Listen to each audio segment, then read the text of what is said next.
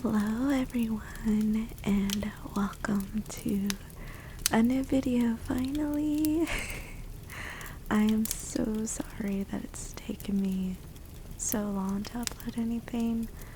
It's just been kind of hard when you have a full-time job and just, lack of privacy again. But y'all know the drill. Also, new look, by the way. I'm not gonna get into it right away. I figured I'd save that for the end of the video for those who literally don't care and just want me to go straight into the stories. But I did change my look, so I will talk about that at the end of this video.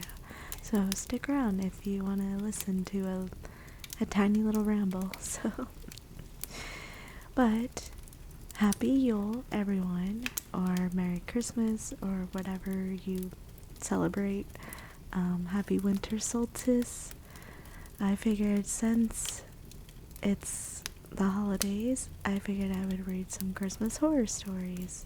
So there's a few short, scary stories that are related to Christmas that I'm going to read, so sit back, relax, and enjoy.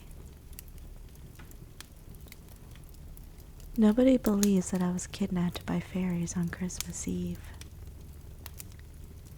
Aren't you a little old to still believe in fairies? My college therapist didn't believe anything I told her. I told her about the group of kids I met and the guilt that was eating me alive because they were captured while I managed to get away. Dr. Casey nodded. And their names are? Jude, Levi, Talia. I told her the real versions were stuck in fairyland, while grotesque replicas had taken their place, and that kids were separated between naughty and nice, with the naughty kids being harvested to feed their wildlife. I was being tormented after pulling a piece of parchment from my lips, bearing a date when my fae parents would come for me. And where is it now? I avoided her gaze. It's invisible to adults. At that point, she dropped her pen on her notebook and leaned forward, smiling patiently. Go home, Ruby. I did go home, coughing up blood-stained flowers, vines stuck between my teeth and blossoming at the back of my throat. I grew sicker, paler. I was barely conscious in class when the air around me stilled. Looking up, my professor had frozen, his eyes still moving. Around me, my classmates were paralyzed to their chairs. In the corner of my eye, something moved, a shadow, slowly moving down the aisle. Sharp gasps followed. He was pulling their breath from their lungs, teasing it, before tearing it from their lips. The lights flickered above me. I caught a glimpse of the remnants of a school sweater clinging to a skeletal figure. Dark brown curls adorned with flowers and thorns. A crown of bone sitting on top of his head. His ears were pointier, lips carved into a feral smile that greeted me. No longer human and forever 16 years old, I still recognized him. Jude suited his crown. What he didn't suit was the bruises and burns, his body more of a plaything for his new fae parents. I felt my own breath sucked from my lungs when he stood in front of me, but he didn't take it. Instead, he reached out and took my hand. Jude took me back to the nightmare world filled with child-eating plants and the wooden cage filled with human children that I had escaped, and left him. He took me to the king and queen, adorned in the remnants of children, blood, and bone decorating them. Jude dropped onto his knees in front of them. Standing beside them were their adopted children. I recognized Levi. His crown looked like it had been forced onto his head. His eyes were empty, smile too wide, lips sewn shut. Talia, Half of her beautiful face melted away. "Welcome back, Ruby," Mom said. When my crown was lowered onto my head, pricks of glass and bone cutting into my scalp, warm blood slipping down my temple. I felt dizzy in happiness and unbridled fear, my lips splitting into a grin that wasn't mine. I was home. This one's called Beware of Fake Snow. Winters in the Northeast these past few years haven't been what they used to. Disappointing snowfalls have become the norm, and this year wasn't looking to be any different. Underwhelmed, my friends and I resigned ourselves to building anemic snowmen out of slush piles for the rest of the season. That's when we first saw the advertisement in a store window. Tired of lackluster Christmases? Snow ho ho! And rain or shine, Professor Polar's super secret formula, imitation snow, will turn your backyard into a winter wonderland. This imitation snow was dirt cheap, easy to make, and, no matter how warm the weather got, never melted. The town were instantly hooked, and bags of the stuff soon began appearing in supermarkets and convenience stores. There was only one catch to this winter in a bottle, printed on the back of the packaging. Warning: do not, under any circumstances, use Professor Polar's super secret formula imitation snow for longer than a month. What an odd caution for a simple decoration, townsfolk thought. Concerned parents sent out samples to a nearby science lab and were met with even more surprising news. The fake snow was completely harmless. There were no toxic chemicals in it, nothing unusual about its origins, and no reason it would be dangerous for sustained use. Satisfied by this knowledge, children and adults alike carried on building snowmen, bigger and more impressive than ever before. Unlike their natural cousins, our snowmen were pristine white and robust, soft, yet firm to the touch. Christmas came, and then New Year's, as more and more imitation snowmen sprouted up around the neighborhood. We should have just heeded the warning, but we were foolish. I awakened one February night to the sounds of shattering windows. From the landing, I saw them, menacing, distorted piles of cold, half shuffling, half slithering up the stairs to get us at last. But these weren't the snowmen we had cherished. These things were more liquid than solid, stained brown and strewn with garbage. They looked like they hadn't been touched all winter. Somehow, I made it into the attic in time to shut them out. While the screams of my family echoed from below, I glimpsed yet another bag of fake snow in the corner. Inspecting the package, I discovered for the first time that there was more text printed behind the warning label. Warning: do not, under any circumstances, use Professor Polar's super secret formula imitation snow for longer than a month. It makes real snowmen jealous. This next one is kind of like a poem, but obviously a spooky turn. And this one's called I Saw Mommy Kissing Santa Claus. 'Twas the night before Christmas, and all through the house not a creature was stirring, not even a mouse, except for the young child rocking in the corner, clutched to his chest, a blood-soaked poker, a lifeless body mere inches away, clothed head to toe in the festivest of ways, dressed to look like the man of the hour, a red suit and hat, a beard white as snow, his last words being, "Ho, ho, ho." The child was waiting, his heart full of glee, for his father to awake and see his good deed. For the child stayed awake, awaiting Santa's visit, but what he witnessed wasn't what he expected. Under the mistletoe stood two figures, one being Santa, the other his mother, both pulled into a tight embrace, their lips pressed together. What he heard is his older brother referred to as sucking face. His young heart dropped, and he couldn't understand how his mother could do such a thing to his old man. His feelings soon changed as he felt his face grow hot. A new idea, a new vengeful plot. He hid as his mother went back to her room, and shortly returned to carry out Santa's doom. He slowly crept to the crackling fire, grabbing a poker, a solid rod of iron. He waited until Santa went to feast on cookies and milk, then drew his attention with a shout. Santa turned in surprise, his smile stretching out to be a mile wide. Ho, ho, ho, His words got cut off when the boy drove the poker into his heart. Santa's eyes bulged. His face contorted into a silent scream as the boy pulled it out, and Santa fell to his knees. With all the strength the young boy could muster, he brought the rod down onto Santa's skull, causing more than just a fracture. With a sickening crack, Santa's eyes rolled back.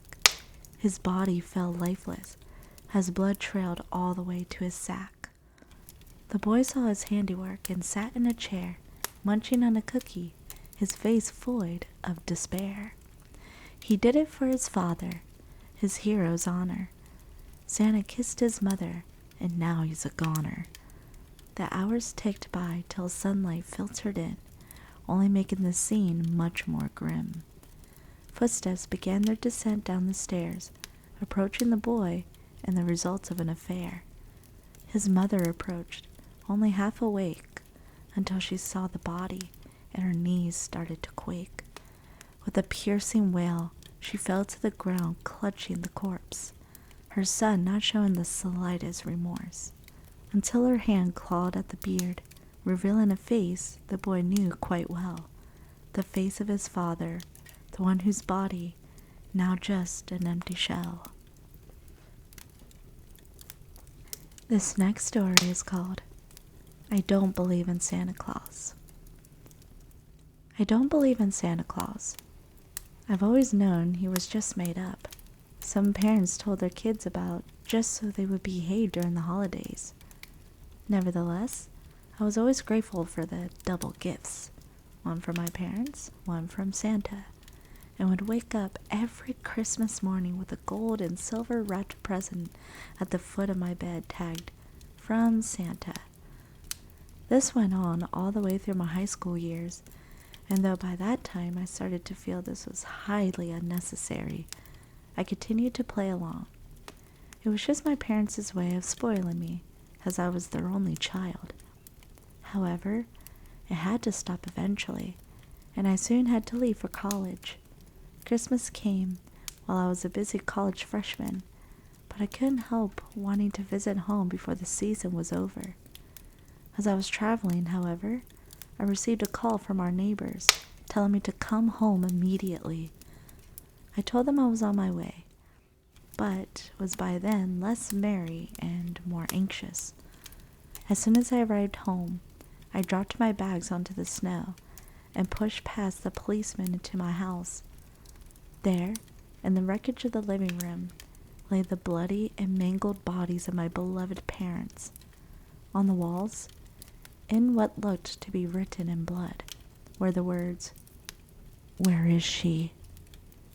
Before the policeman pulled me away, however, I noticed a single untouched gift in gold and silver wrapping under the Christmas tree. I don't believe in Santa Claus, but I do believe in monsters. This next story is called Christmas in August. "Christmas came early," Shelley exclaimed while bouncing on my bed. I groaned and rolled over. The sun was shining through the curtains. Mom and Dad had left for work hours ago. It's too early for Christmas," I moaned into my pillow. "I know, that's why it's so exciting," she squealed. I peeked at my alarm. 10 a.m.? I knew I shouldn't have binged movies all night. Exasperated, I rolled onto my back. Shelley crawled towards me, her blue eyes alit with excitement. Don't you want to see what Santa brought you? Is it a new family? She giggled. It's August, I cried. There's no way in hell that Christmas came. You're delusional. But Santa came to our house, she pouted. I can show you. Was that a dare? Ugh, fine. Show me your dipstick so I can go on with my day. Sitting up, I shoved her on the hardwood floor. She glowered and rubbed her back. Santa's going to give you coal when he finds out you're a mean sister. Santa gave me coal 6 years ago when you were born. I swung my legs over the bed and stood up. I'm getting lots of presents. Shelley crawled to her feet and dashed out of the room. Why couldn't Mom and Dad just find a nice home for her like they did my dog? I yawned and followed her down the hall. And a pony covered in fairy dust. She counted her gifts on her hands. Shell, I think you dreamt Santa. I yawned again.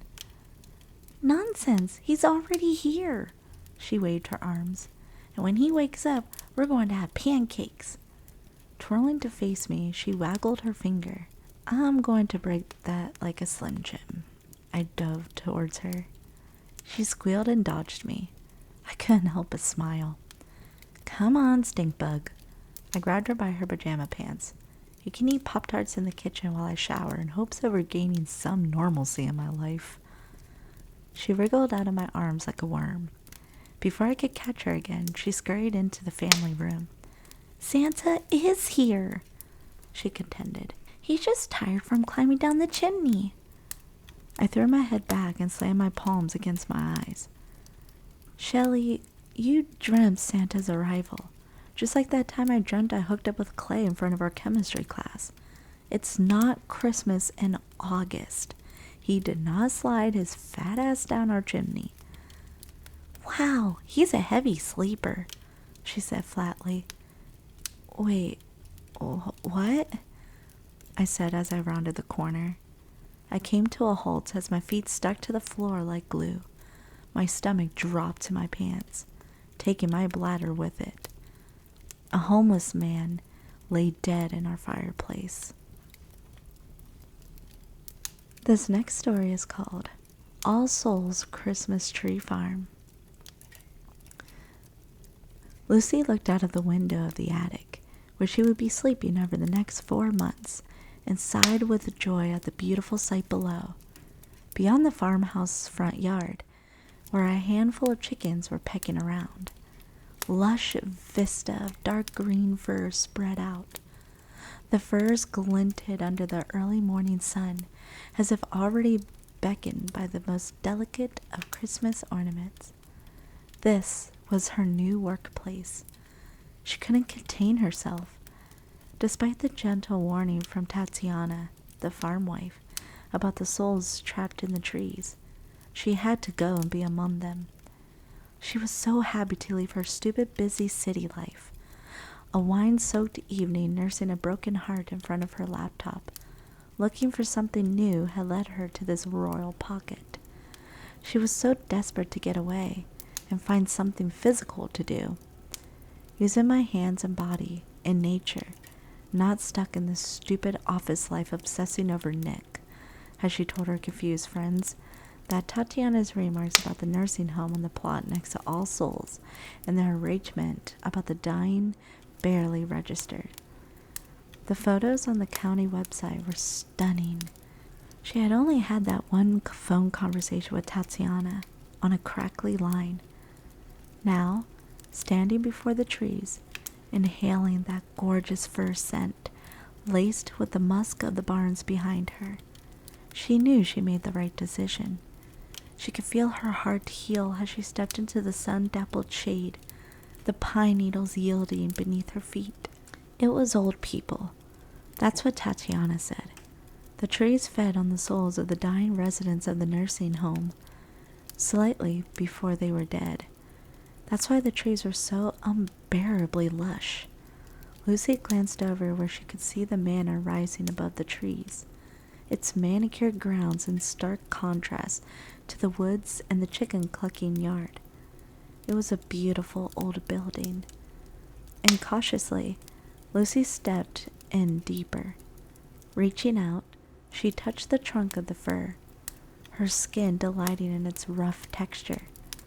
Looking close at the swirling pattern of the bark, she felt herself slipping into a meditative state, at one with nature.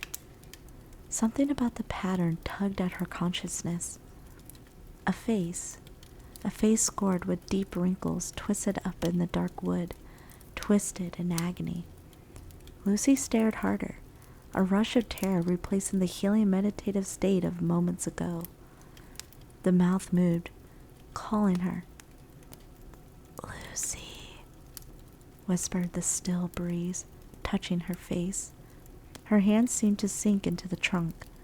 She couldn't see her fingers, held in a rough grip up to her wrist. Lucy! Tatiana's sharp call ripped the spell, and Lucy snatched her hand out and away from the tree. Lucy, we do not go into the firs alone. I told you. Come now. There are many chores. The sturdy older woman shoved Lucy in a not unfriendly way, and Lucy stumbled along with her, back to the chickens. Alright, I'm going to read one more story before we wrap this up. This one's called The Beast of Christmas, because you know I had to. I creep down the stairs, making sure to avoid the broken ones that creak whenever you step on them. Around me, a soft golden light fills the hall outside of the living room, beckoning me towards it. My heart picks up its pace in my chest as I draw near the living room, the fireplace coming into view. My family's stockings hang off of the mantel above the fireplace, one for each of us. My mom, dad, older sister, and finally mine. All of them bulged with candy and small toys, having been filled up only seconds before they came into view. Even mine, the smallest of the four, due to me being the youngest, is practically overflowing. But the prizes awaiting me aren't what excited me most. Instead, it is the knowledge that I am only a few steps away from seeing Santa. Even my older sister, 10 years old and 3 years older than me, hasn't seen him yet. But when I heard the sound of footsteps walking down the stairs, I knew who it was, and I am determined to meet him. As I enter the living room, I take in the sight of the tree, a large pile of gifts with shining, brightly colored wrapping paper. The ornaments on the tree so picturesque, it looks fake, and the 8-foot figure in front of it, his back to me. But I stop when I see him. Something is wrong. The scent of something resembling a barnyard fills my nose. He is wearing no pants, only a Santa shirt, and his waist shows a pair of 2 furry backwards legs with hooves for feet.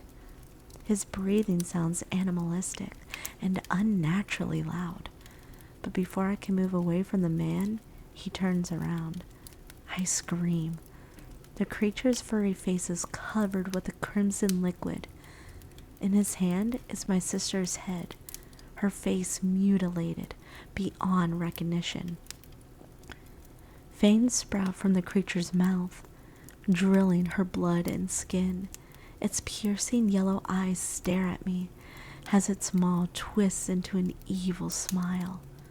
I scream again as the creature drops my sister's head, landing on the floor with a wet thud. In my terror, my bladder gives way, and I wet myself as the creature stalks towards me. I'm frozen with fear, unable to move as the creature reaches for me and grabs me with an awful crooked hand, large enough to wrap around my torso and pick me up. The beast brings me to its face and sniffs deeply before releasing a deep sigh. its breath reeking of a horrid coppery stench. "Merry Christmas," the beast whispers in a cracking, deep voice, so unearthly I can barely understand what he said, as he licks my cheek with a tongue the texture of stone. The last thing I feel is the sharp, burning pain of a fang sinking into my scalp. I hope you've enjoyed these Christmassy horror stories. I absolutely loved them. Tell me which one was your favorite. I think mine has to be with the fairies, the first one I read, just because I just wish it was longer. Like, it was so unique and interesting to me. But I hope you guys enjoyed this. I hope you have a wonderful holiday, whether you celebrate or not. If not, I hope you have a wonderful and safe new year. I will see you guys in my next video. Bye bye. Are they gone? Are they gone? Is it just you and me? Okay, good. So yeah, I think another part of me, the reason why I haven't felt like making videos was because I just wasn't happy with the design that I had. I mean, don't get me wrong, I thought it was cute, like, at first, like, it was very witchy, like the little black dress and the striped stockings. And of course, my favorite color is purple, so I did love the purple hair for a long time. But another part of me was just like, it's just not me, and I just want to be more of myself. Well, I guess in this situation, an anime slash fantasy version of myself. And so I decided to kind of recreate her a little bit by giving her more of my natural hair, which is, oh well, I guess it's not really my natural hair, but my hair for the most part is naturally dark brown with red undertones.